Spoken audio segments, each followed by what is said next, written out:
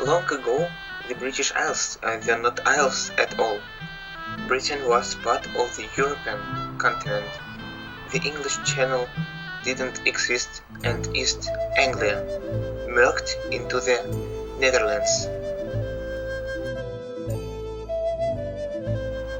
Then, about 10,000 years ago, when the last ice age had ended, then the bones on the last mammoth had sunk into the mud of the Thames Valley. Then the climate grew warmer, new rivers and seas were found, and Europe was slowly formed into its present shape.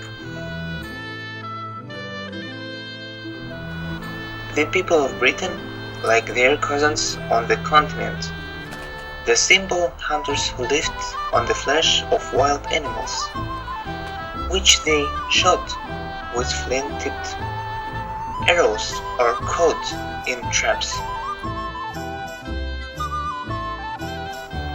They gathered wild fruit, nuts and honey, and probably ate snails, caterpillars, and other grubs. They didn't build permanent houses but moved from place to place, sheltering in caves in cold weather. The people of Britain lagged behind the people of certain warmer lands in their development. While they were still living in caves and scratching about for insects to eat, the Egyptians were building pyramids and writing literature. The Stone Age farmer of about 5,000 years ago had to clear patches in the forest which covered most of Britain that was not barren, heath or swamp.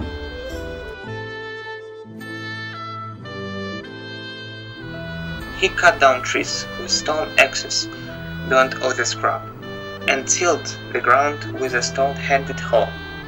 He kept half-wild cattle and pigs in the forest, where they could find their own food, and in treeless parts, like northern Scotland, he kept sheep. By the end of the Stone Age, about 12,000 BC, metal was already being used. The Beaker people, who are named after the clay mugs or beakers, they made also used bronze knives.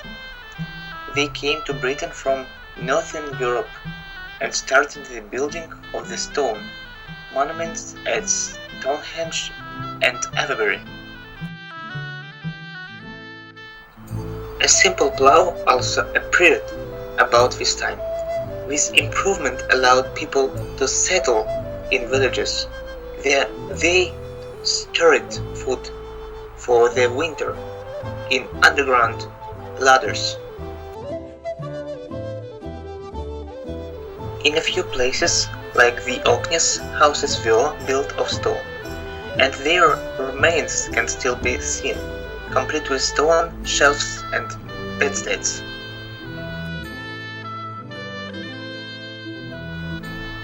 Stonehenge mining and trade were growing during the Bronze Age. Roughly 2000 to 500 BC, copper was imported from Ireland and tin from Cornwall, the two metals from which the harder yellow bronze was made. The people of the Wessex culture developed the most advanced society Britain had seen. They used ornaments of gold and had complicated funeral ceremonies with burials in round barrows or mounds.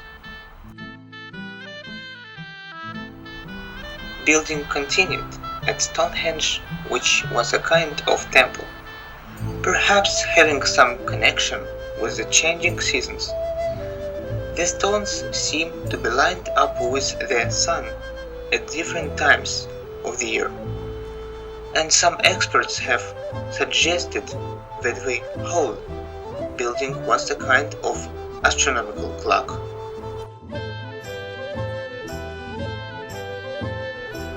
about 500 BC, the inhabitants of Britain were learning how to smelt iron. Iron ore was easier to obtain, as it often lay close to the surface and was far more common than copper or tin. Iron tools were much cheaper. The beginning of the Iron Age coincided with the arrival of new people from the continent, mainly from France. They were the Celts. Archaeologists have discovered at least 3 Celtic groups. The Celtic people were the people known to the Romans as the Belgi. They came from the area of Belgium. In fact, there was less difference between Celtic and Germanic people in ancient times than some modern Celts would like to think. During the Iron Age, large forts with walls of earth reinforced by timber and stone were built in many parts of the country. People from the nearby countryside got shelter there when enemies came.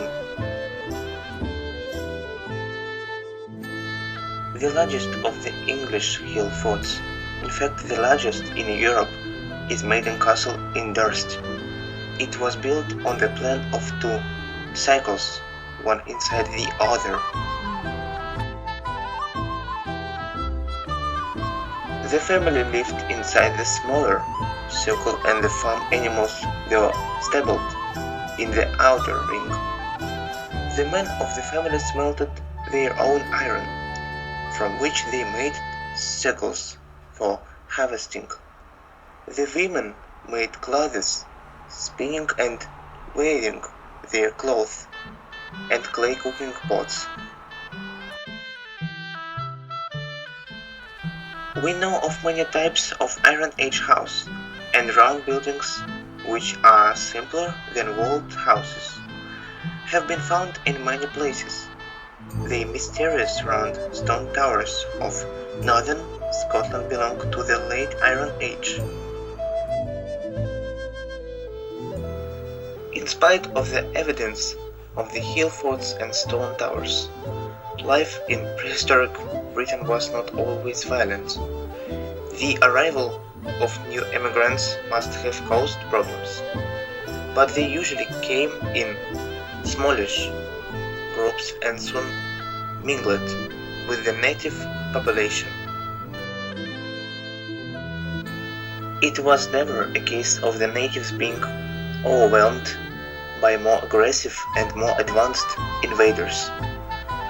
The Celts, who were of mixed race themselves, married natives whose ancestors had also been immigrants from Northern Europe and Spain. Britain was unknown to the more civilized parts of Europe until it was visited, discovered in fact by Pytheas, and educated merchant from Marseille in about 320 BC.